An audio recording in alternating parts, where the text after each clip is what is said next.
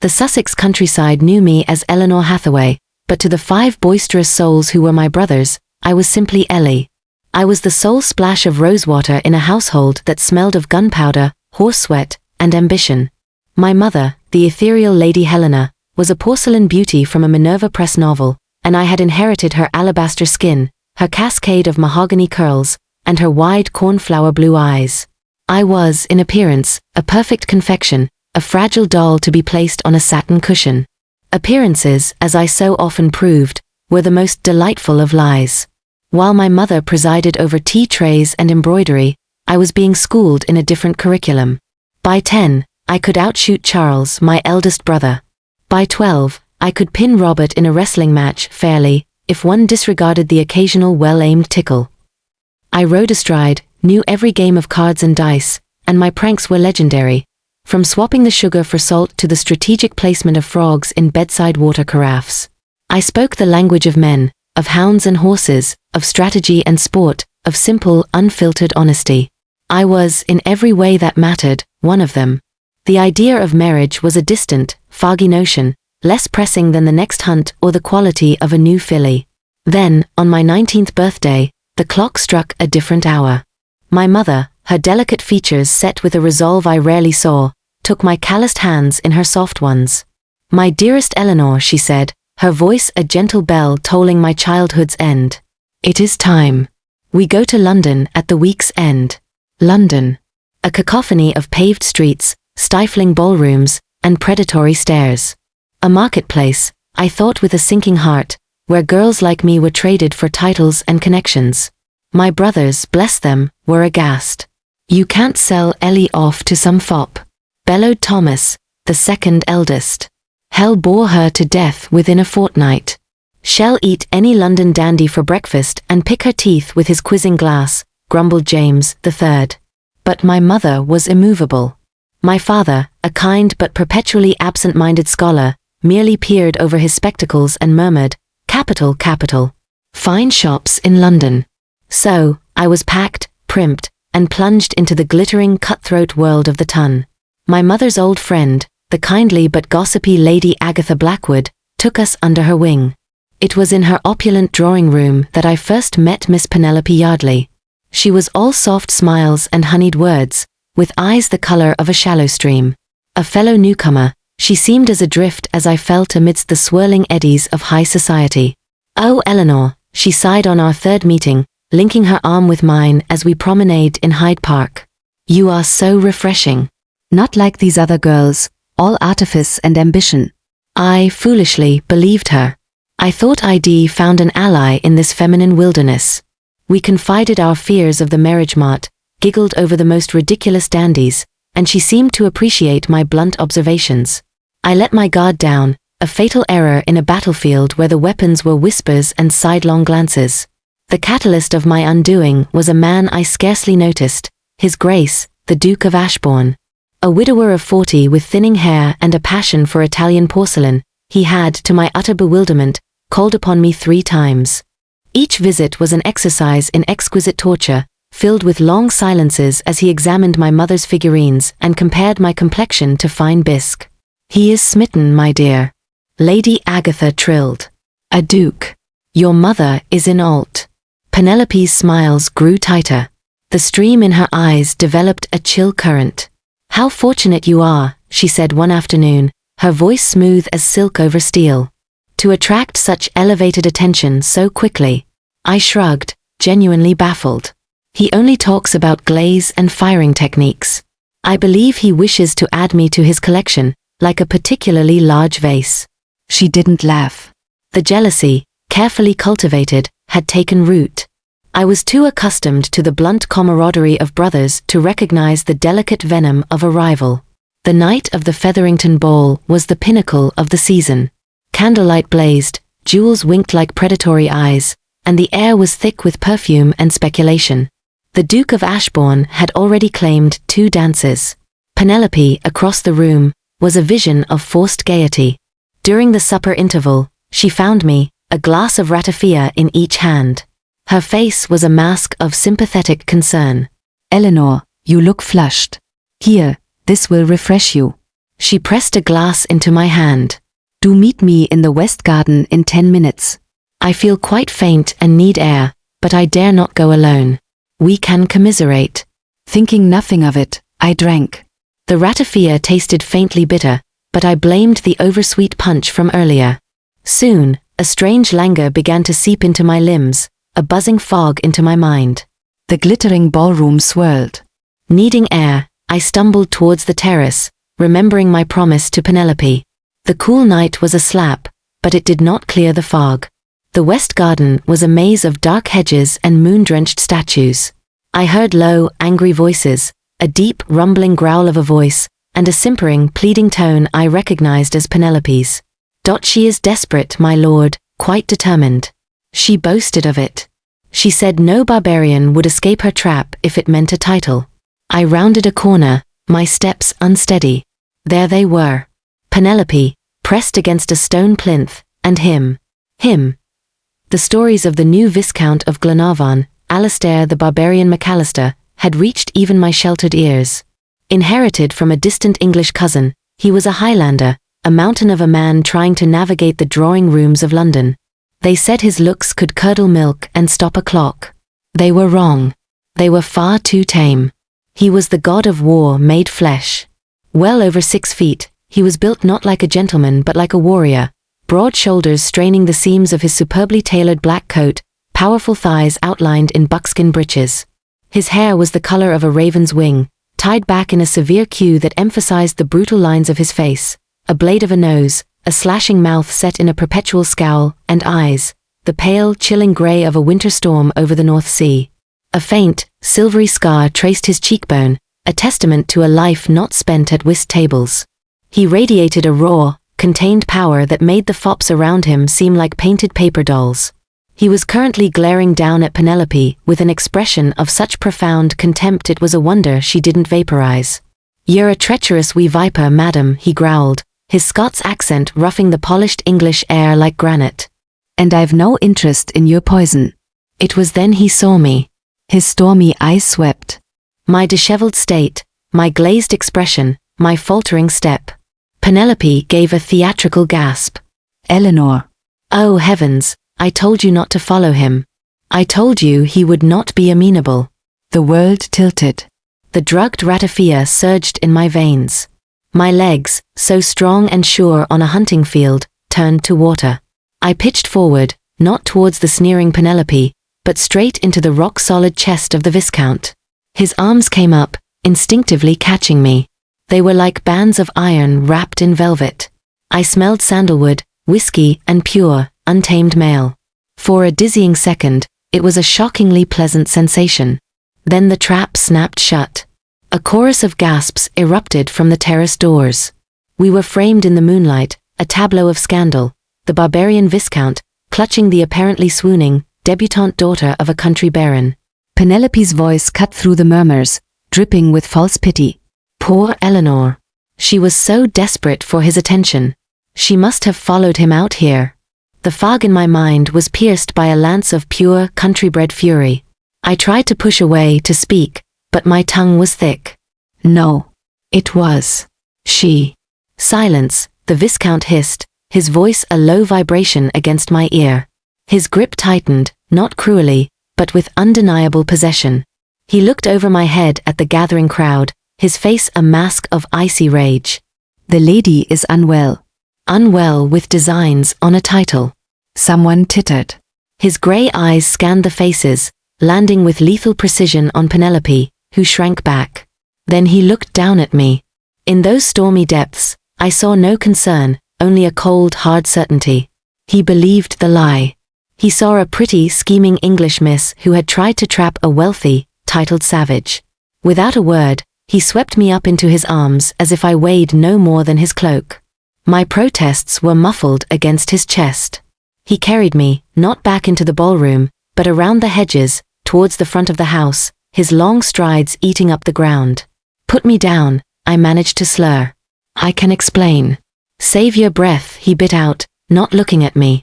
"Your explanation was planted in the garden with your accomplice. Your reputation is in tatters. My honor, such as it is in this den of jackals, is besmirched. There is only one path now. He dumped me unceremoniously but not roughly into his waiting carriage, a sleek, dark monstrosity with a crest that featured a snarling wolf. He climbed in after me, slamming the door and plunging us into a tense, rolling darkness. "You will marry me," he stated, his voice flat. "Tomorrow." The finality of it, the injustice, cut through the last of the drug's haze. The country girl, the fighter, finally surfaced. I straightened my spine, summoning every ounce of dignity my ruined state possessed. "I don't want to marry you," I said, clear and cold. He gave a short, humorless laugh. "A little late for that, Mo Criv. Your little scheme, though clumsily executed, has borne its bitter fruit. You wanted a Viscount? Congratulations. You've got one." Fury, hot and bright, burned away the last of my lethargy. "You great, lumbering gowk." I spat, using a Scots insult ID picked up from our old groom. "I was drugged. By Penelope. She gave me the ratafia." He leaned forward, the moonlight from the window carving his harsh features into a demon's mask. A convenient tale. "And why would she do that?" "Because the Duke of Ashbourne called on me 3 times, and she was green with envy." He stared at me for a long, penetrating moment. Then he leaned back. "Even if that's true, and I find the jealousy of women a more plausible motive than most, it changes nothing. The Tons saw what they wanted to see. Your name is linked with mine. The only product of that union is ruin or marriage.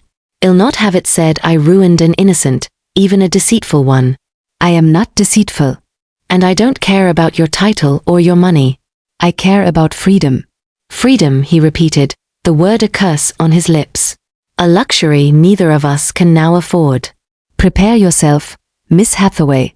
You are about to become the Viscountess Glenarvan. And your new home is not in Mayfair. The wedding, the next day, was a bleak affair. My parents were devastated but resigned. My brothers looked ready to commit murder, held back only by my father's weary logic and my own, stiff-backed acceptance. The Viscount, Alastair, stood like a granite cliff at the altar, his vows delivered in a tone of grim finality. He did not smile. He did not meet my eyes.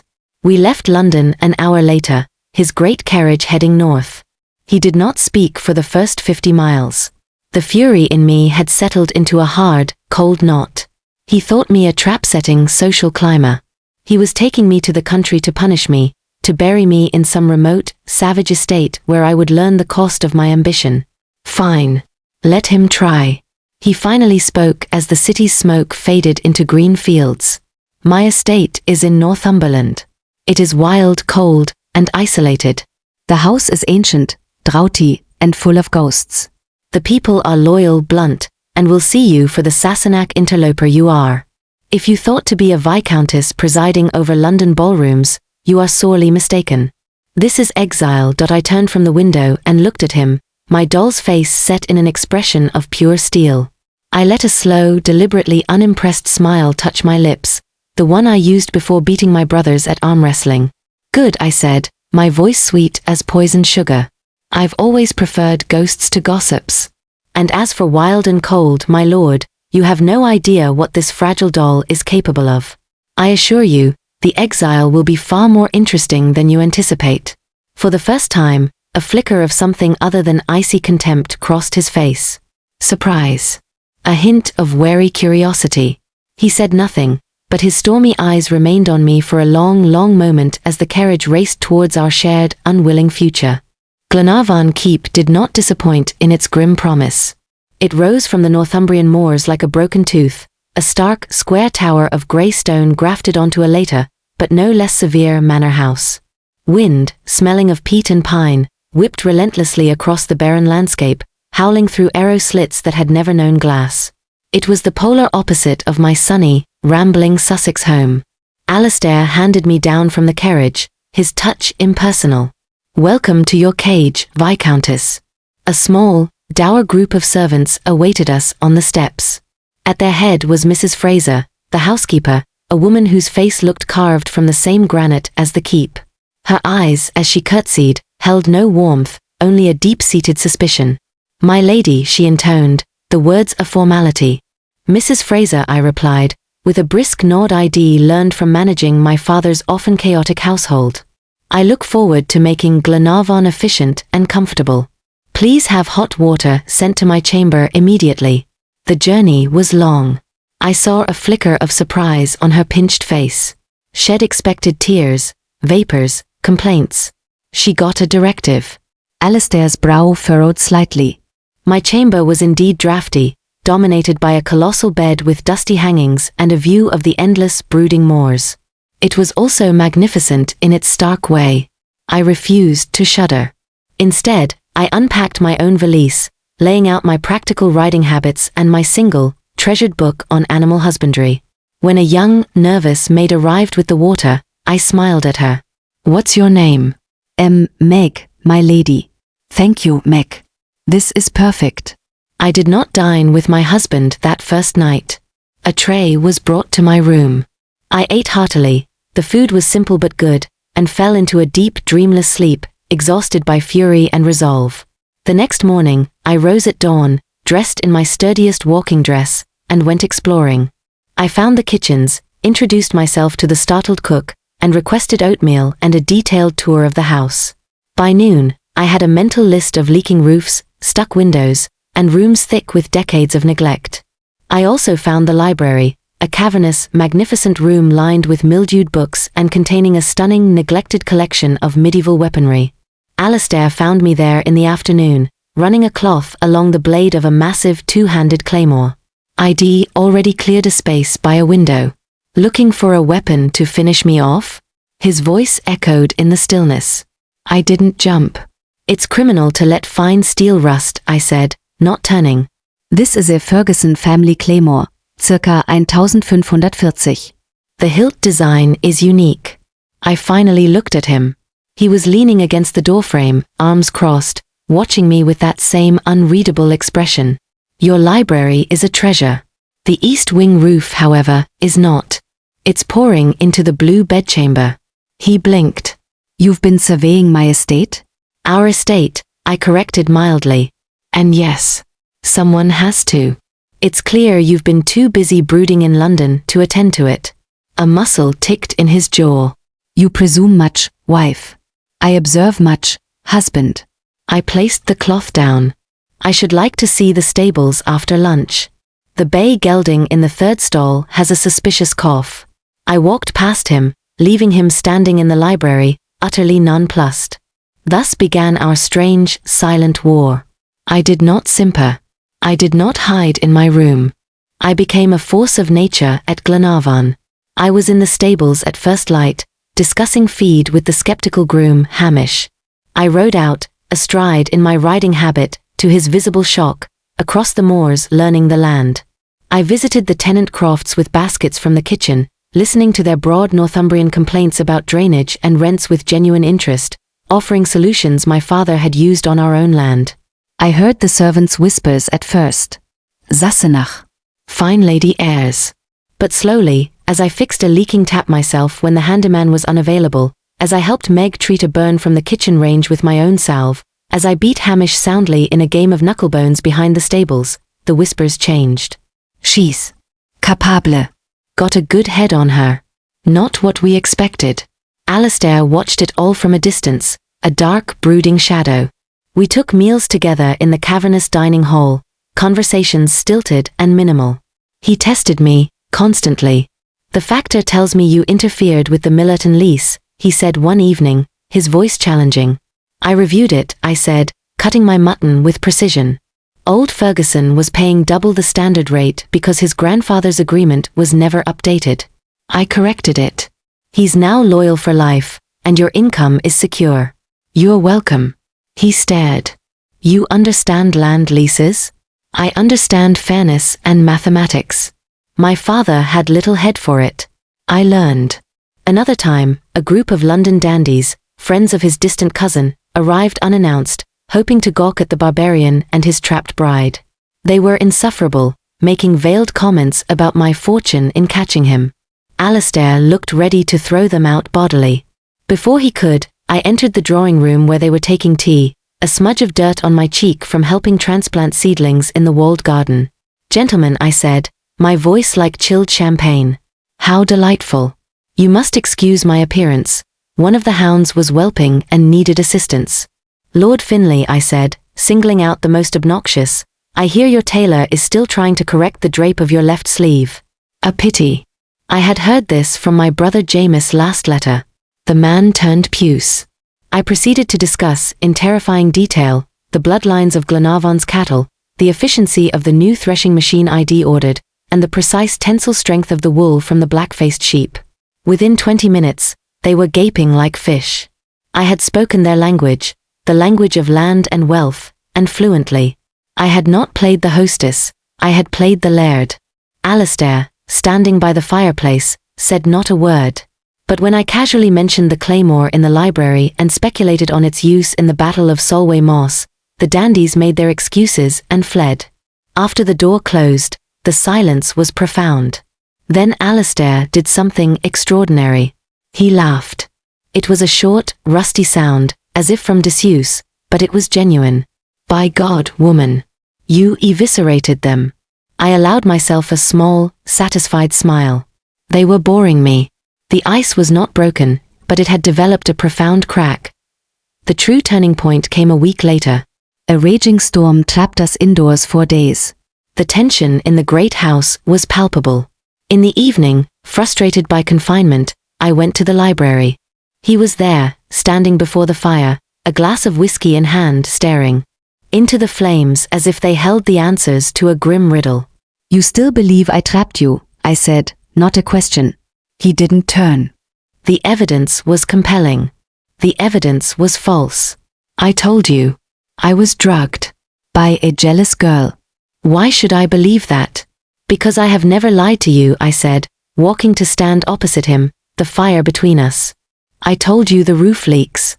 I told you the bay gelding was ill. I told you your factor was a fool. I have been nothing but, sometimes brutally, honest. Why would I start my deception with the single most important fact of our union? He finally looked at me, his grey eyes searching mine in the flickering light. You're a puzzle, Eleanor. You look like a piece of delicate Dresden, but ye've the hide of a stag and the bite of a wolf. Ye don't fawn. Ye don't fear. Ye manage my home better than I do. What game are ye playing now? No game, I said, my voice softening for the first time. I am simply being me. The me I was in Sussex. The one who climbed trees and kept her brothers in line. I never wanted this title, Alastair. I wanted open fields and a good horse and the freedom to be useful. You gave me a bigger field, worse horses, and a crumbling castle to be useful in. So I am. He was silent for a long time. The wind screamed against the windows. Penelope Yardley, he said slowly. The night of the ball. She was. Overly insistent. Trying to warn me off you, while pressing herself upon me. It felt orchestrated. Because it was. He took a deep drink, his eyes never leaving my face. I am a hard man, Eleanor. Forged in the Highlands, tempered in London's scorn. I trust slowly. I don't need your trust, I said, though the words cost me. Just your indifference would be preferable to your contempt. He set his glass down with a sharp click. Indifference, he murmured, the word hanging in the air. Is that what you feel for me? The question startled me. I looked at him, really looked, past the scar, past the scowl, past the legend of the barbarian. I saw the weariness in his eyes, the isolation in his stance, the intelligence he tried to hide beneath brute force. I saw the man who had inherited a foreign title in a foreign land, surrounded by enemies and sycophants. The man who had been as trapped by circumstance as I had. No, I admitted, my breath catching slightly. I do not feel indifference. In 2 strides, he was around the fire before me. The air crackled, not with hostility, but with a new, terrifying energy. What do you feel? He demanded, his voice a low rasp. Frustration, I breathed. Curiosity. And a profound reluctance to find you quite so. Not disagreeable. A slow, devastating smile touched his lips, the first true smile I had ever seen on his face. It transformed him from the god of war into something far more dangerous, a breathtakingly handsome man. Not disagreeable, he repeated, a hint of his brogue thickening. High praise from my formidable wife. He raised a hand, and with a touch so gentle it belied his size, he traced the line of my cheekbone, wiping away the forgotten smudge of garden soil. His fingers were warm, calloused. A shiver that had nothing to do with the draft raced through me. I have been a fool, he said, his eyes locked on mine. I saw a pretty face and assumed a petty mind. I was wrong. You're the strongest creature, man or woman, I've ever encountered. His head bent lower. The world narrowed to the storm in his eyes, the heat of his body, the scent of him. If this is a trap, Emo Crith, he whispered, his breath warm against my lips, then I find I no longer wish to escape it. His mouth found mine. It was not a gentle kiss. It was a claiming, a conflagration. It held all the pent-up fury, frustration, and bewildered attraction of our weeks together. It was hard and hungry, and I met it with a fire of my own, my hands tangling in the rough silk of his hair, pulling him closer. The careful walls we'd both built crumbled to dust in that instant. He was not a barbarian, and I was not a doll. We were simply a man and a woman, lost in a storm of our own making. When we broke apart breathless, the world had rearranged itself. His eyes were dark with a heat that made my knees weak. Eleanor, he growled, my name a prayer and a promise. He swept me into his arms, this time with a tenderness that shattered me completely. He carried me not to my drafty, solitary chamber, but to his own, a room as stark and masculine as the man, dominated by a great bed draped in dark tartan. There, in the firelight, with the wind as our witness, the war ended. The careful distance evaporated under the heat of skin on skin. His touch, once feared, became my anchor. My strength, which had seen as a challenge, became his refuge. He was a tender, devastating lover, worshipping the body head once thought fragile with a reverence that brought tears to my eyes. And I, the girl who was one of the boys, discovered a new, profound power in my own femininity, in the ability to make this mighty man shudder with need. Afterward, I lay curled against the solid wall of his chest, his heart pounding a steady rhythm under my ear, his arms possessively around me. I am sorry, he murmured into my hair, his voice thick. For every harsh word. For not seeing you. I tilted my head up to look at him. And I am sorry you were forced to marry under a cloud. He shook his head, a wonder in his eyes I'd never seen before. Forced? Eleanor, from this moment, I would move heaven and earth to call you mine. The cloud brought the lightning. And the lightning, he kissed me softly, has set me free. The next morning, Glenarvan Keep awoke to a new world. I came down to breakfast to find Alastair already there, a sheaf of estate papers before him. He rose, a wholly instinctive gesture of respect, and pulled out my chair. Mrs. Fraser, bringing in the tea, stopped short. The Viscount was smiling. Actually smiling. Good morning, Emo Grad, he said, the Gaelic endearment flowing naturally. I was just reviewing your notes on the tenant roofs. Your ideas are excellent. We shall begin repairs today. The change was seismic. The brooding barbarian was gone. In his place was a man focused, engaged, and utterly transparently devoted. He consulted me on everything. We rode the estate together, our horses neck and neck, planning improvements. He taught me the history of his Highland clan, his voice rough with emotion. I showed him the account books, my system dazzling him with its clarity. In our bedchamber, we explored each other with a hungry joy that grew deeper each night. He was fiercely protective, endlessly passionate, and surprisingly playful. I discovered the man behind the legend had a wicked, dry wit and a capacity for tenderness that could melt my very bones.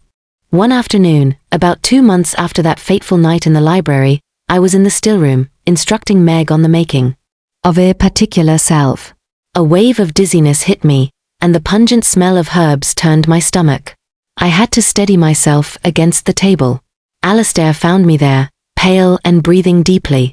His face went from contentment to alarm in an instant. Eleanor? What is it? Are you ill? He was across the room in a heartbeat, his hands on my shoulders. I looked up at him, calculation overtaking nausea. My courses were weeks late. The constant fatigue. The newfound sensitivity to smells. A slow, incredulous smile spread across my face. No, I said softly, placing a hand over his where it rested on my arm. Not ill. I guided his large, calloused hand down, flattening it gently against the soft linen of my gown, over my lower abdomen. I believe, my lord, you are to be a father. The shock that crossed his face was absolute. His stormy eyes widened, then dropped to our joined hands over my stomach. A tremor went through him. When he looked back at me, his eyes were bright, shimmering with an emotion so raw it stole my breath. Child? He whispered, his voice breaking.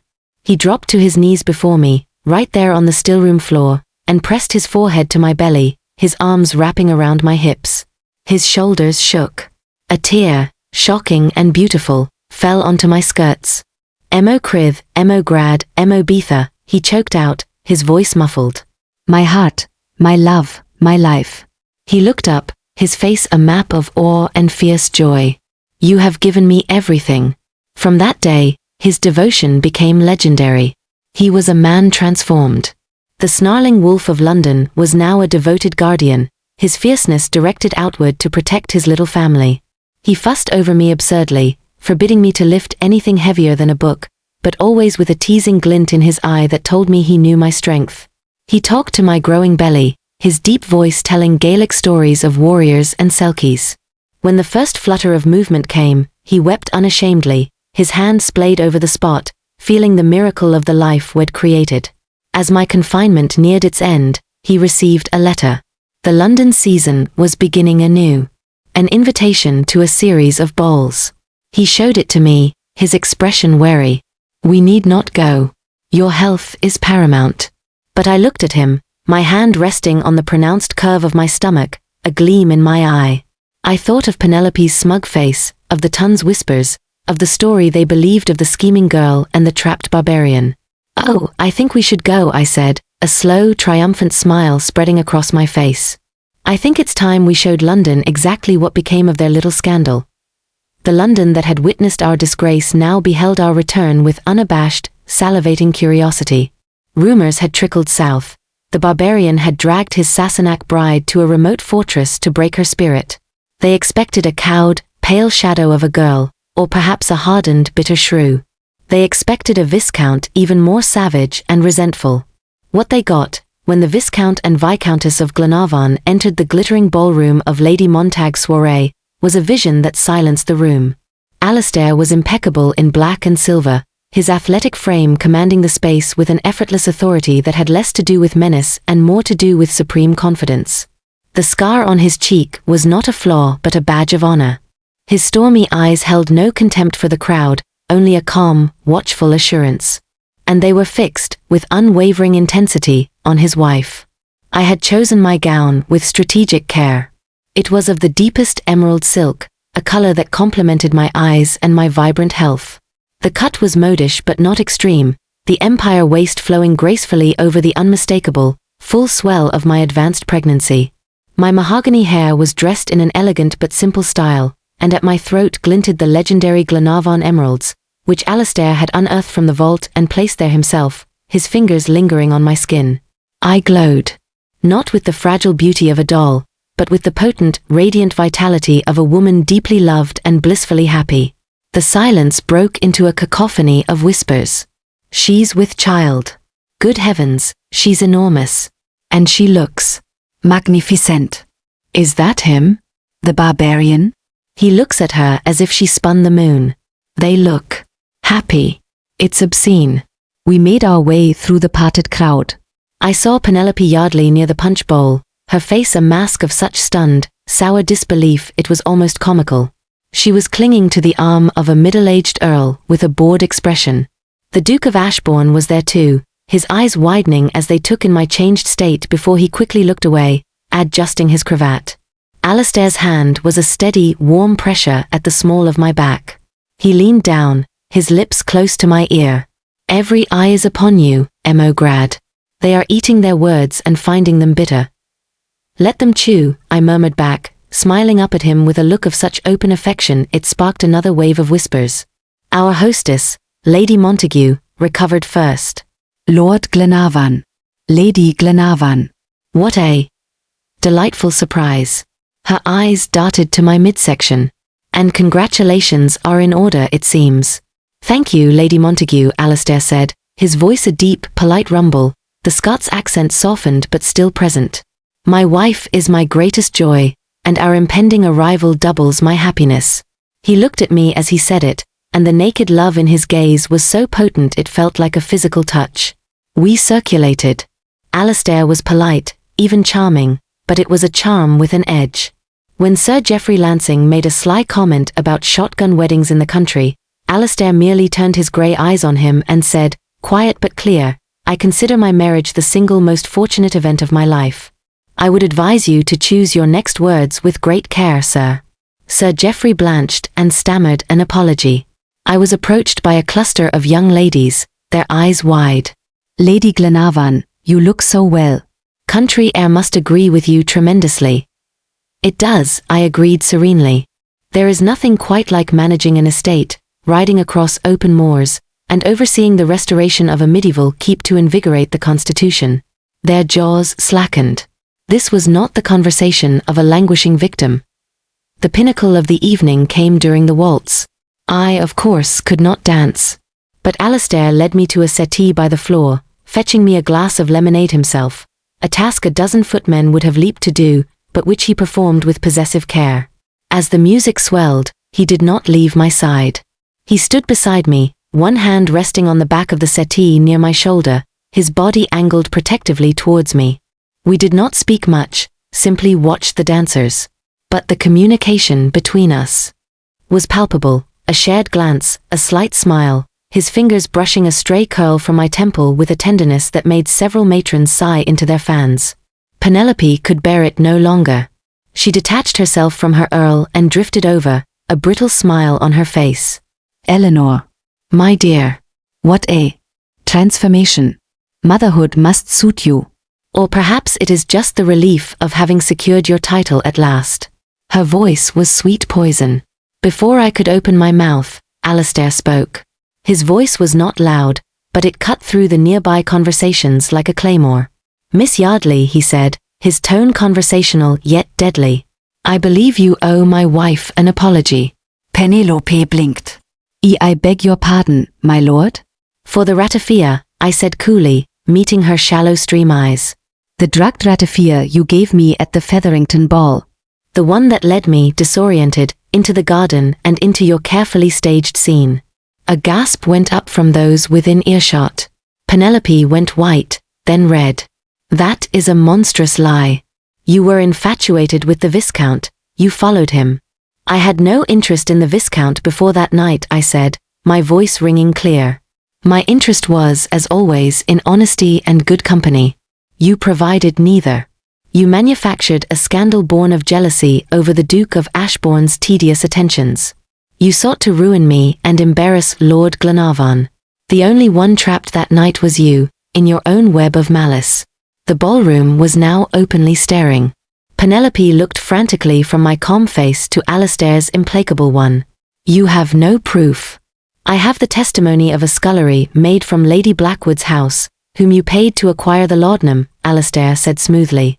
I also have the testimony of the footman you tried to bribe to discover us in the garden, who found your theatrics distasteful and confessed all to me before our wedding. I chose not to pursue it then, for my wife's sake. But now.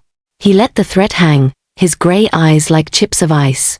Now, I find I am no longer inclined to be merciful to those who harm what is mine.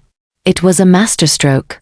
He had known, or suspected, for some time, and had quietly gathered his weapons. He had waited for this moment, for us to stand together, strong and united, to deliver the coup de grace.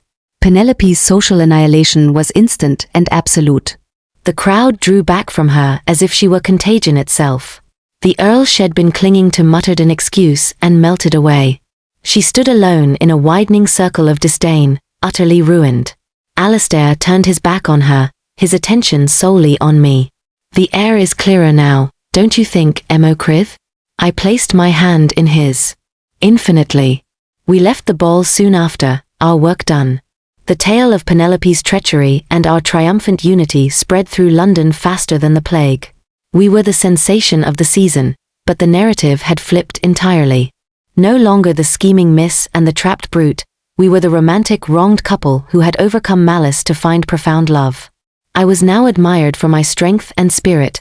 Alastair was revered for his fierce loyalty and unexpected devotion. We did not stay for the full season. My time was near, and Alastair was growing increasingly restless to have me safe at Glenarvan. But before we left, we hosted one small, exclusive dinner at our rented townhouse.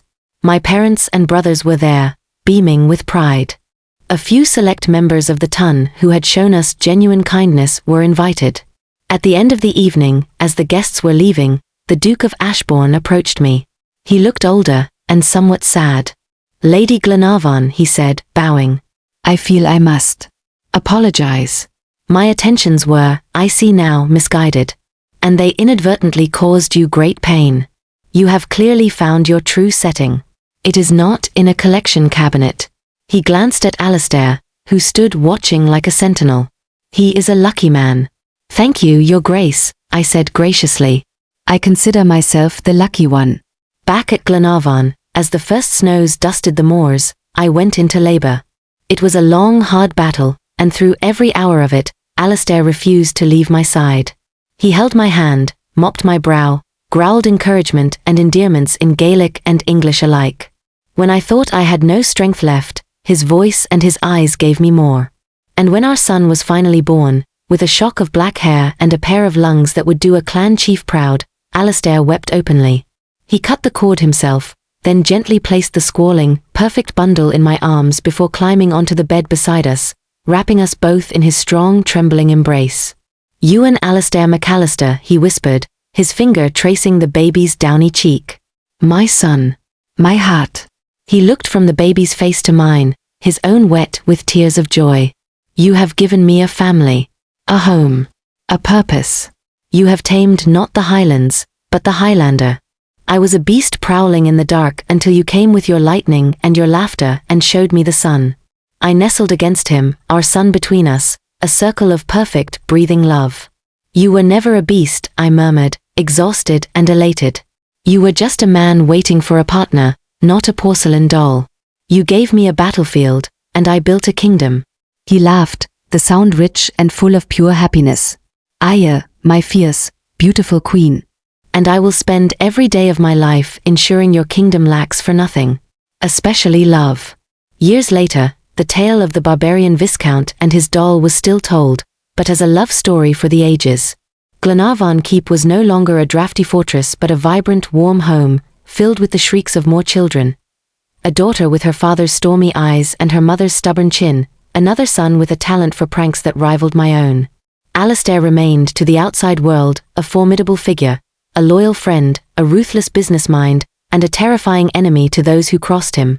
But at home, he was simply a man besotted with his wife. He brought me wildflowers from the moors, argued passionately with me over crop rotation, and could still reduce me to helpless laughter or breathless desire with a single look.